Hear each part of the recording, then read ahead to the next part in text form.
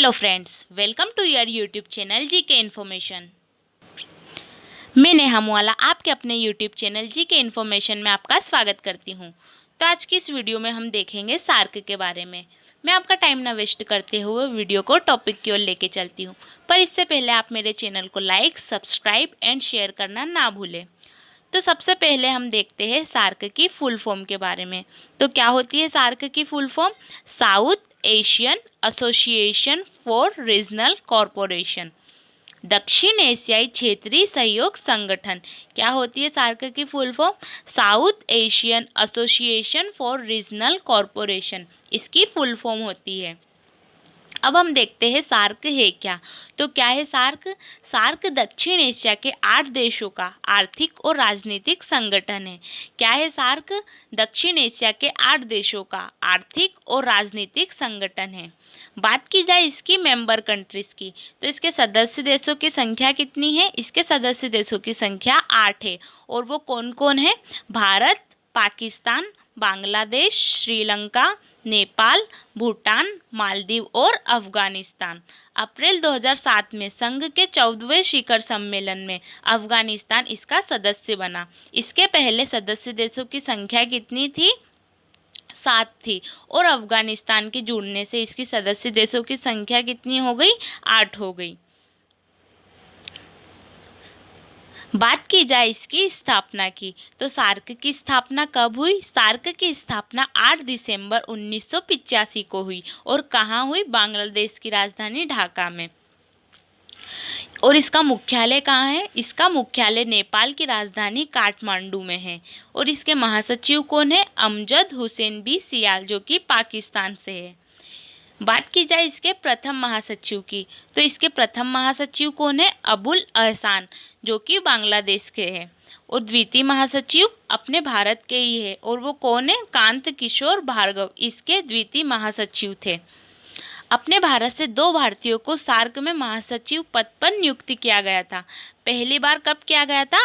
अक्टूबर 1989 में किया गया था। और वो किसे किया गया था? कांत किशोर भार्गव को। और दूसरी बार किसे किया गया था भारत से? मार्च 2008 में शीलकांत शर्मा को महासचिव के रूप में नियुक्त किया गया था। अब हम बात करते हैं इसके शिखर सम्मेलन की।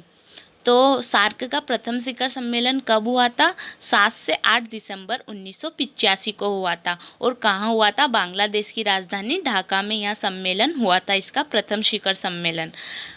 और इसका 18वां शिखर सम्मेलन कब हुआ? नवंबर 2014 में हुआ था। और कहाँ हुआ था? नेपाल की राजधानी काठमांडू में हुआ था। 19वें सार्क शिखर सम्मेलन का आयोजन साल 2016 में पाकिस्तान में किया जाना था, लेकिन भारत समेत बांग्लादेश, भूटान, अफगानिस्तान ने इस सम्मेलन में हिस्सा लेने से मना कर दिया था। आप सब जानते ही होंगे 2016 में भारत में उरी अटैक हुआ था। तो इसके चलते हमारे देश के प्रधानमंत्री मोदी जी ने इसमें हिस्सा लेने से मना कर दिया था, क्योंकि यह सम्मेलन पाकिस्तान में आयोजित किया जा रहा था, इसीलिए। उसके साथ साथ ही अफगानिस्तान, भूटान और बांग्लादेश ने भी इस सम्मेलन में हिस्सा लेने से मना कर दिया था। बात की जाए इसकी नवीनतम गतिविधियों की, तो जनवरी 2019 में काठमांडू, नेपाल में दक्षिण एशियाई क्षेत्र सम्मेलन का आयोजन किया गया था, जिसकी थीम क्या थी? वीविंग द वेब इसकी थीम थी।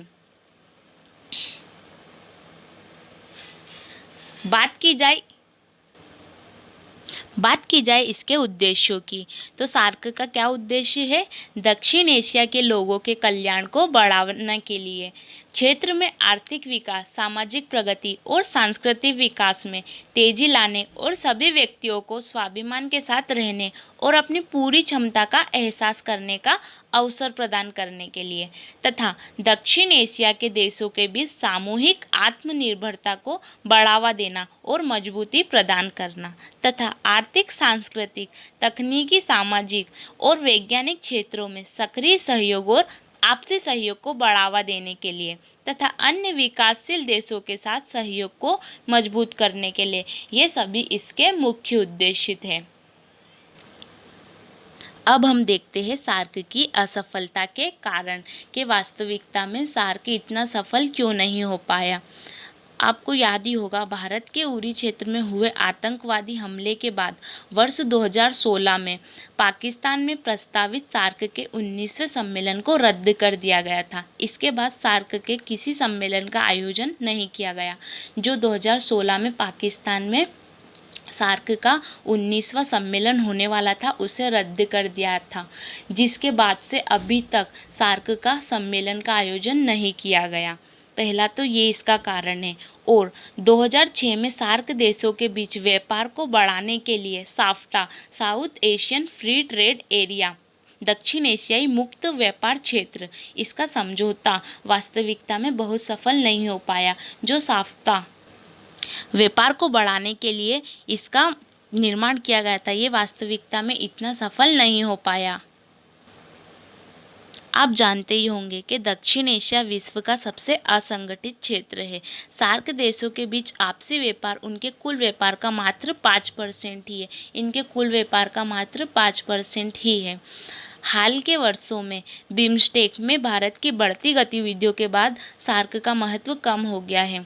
जब से बिम्स्टेक की स्थापना हुई है, तब से सार्क इतनी इम्पोर्टेंस नहीं रखता है। भारत बिम्स्टेक को ज़्यादा इम्पोर्टेंस देता है, क्योंकि बिम्स्टेक में भारत की बढ़ती गतिविधियों के बाद सार्क का महत्व कम हो गया है। विशेषज्ञों के अनुसार भारत पाकिस्तान संघर्ष इस समूह की असफलता का एक बड़ा कारण है। अब हम जानेंगे कोविड-19 के चलते हुए सार्क इतनी चर्चा में क्यों है। तो अभी आपको पता ही होगा, हाल ही में हमारे देश के प्रधानमंत्री मोदी जी ने कोविड-19 की चुनौती से निपटने के लिए सार्क देशों के राष्ट्राध्यक्ष के साथ वीडियो कॉन्फ्रेंस के माध्यम से एक बैठक का आयोजन किया था। 15 मार्च 2020 को आयोजित इस बैठक में सार्क देशों ने कोविड-19 की चुनौती से निपटने के लिए भारत की पहल का स्वागत किया और हमारे देश के प्रधानमंत्री मोदी जी ने सामूहिक प्रयास से कोविड-19 की चुनौती से निपटने के लिए एक सार्क कोविड-19 इमरजेंसी फंड स्थापित किए जाने का प्रस्ताव रखा और इस फंड के लिए भारत की तरफ से शुरुआती सहयोग के रूप में 10 मिलियन अमेरिकन डॉलर, भारत की तरफ से कितने 10 मिलियन अमेरिकन डॉलर देने की घोषणा की। और इस बैठक में भारत ने सार्क देशों के विदेश सचिवों व अन्य अधिकारियों के बीच विचार विमर्श से इस फंड के लिए रूपरेखा तैयार करने का सुझाव दिया। मैं आशा करती हूँ आपको मेरी ये वीडियो पसंद आई होगी। मेरी ऐसी ही वीडियो और देखने के लिए मेरे चैनल को लाइक, सब्सक्राइब एंड शेयर करना ना भूलें। Thanks for watching.